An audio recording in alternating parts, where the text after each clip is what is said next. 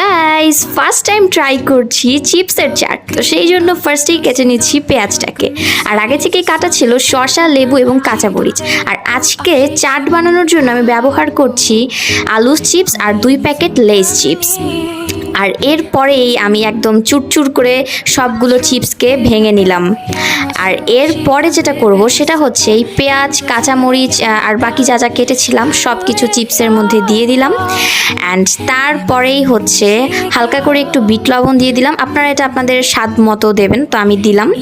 আর দেন হচ্ছে হালকা করে একটু টমেটো সস দিয়ে দিলাম, আর সসটা না দিলে কিন্তু এটা মজা লাগবে না অ্যাকচুয়ালি। আর তারপরেই একদম ঝাঁকানাকা করে একটু সুন্দর করে হাতের সাহায্যে মেখে নিলাম চাটটাকে। অ্যান্ড সত্যি কথা বলতে চাটটা কিন্তু দেখতে খুব সুন্দর হয়েছিল, অ্যান্ড খেতেও মাশাল্লাহ অনেক মজা হয়েছিল। ফার্স্ট টাইম ট্রাই করেছিলাম গাইজ, আর সেই তুলনায় এটা অনেক মজা। আপনারা অবশ্যই ট্রাই করবেন। আজকের মতো বিদায় নিচ্ছি এখানেই, বাই বাই।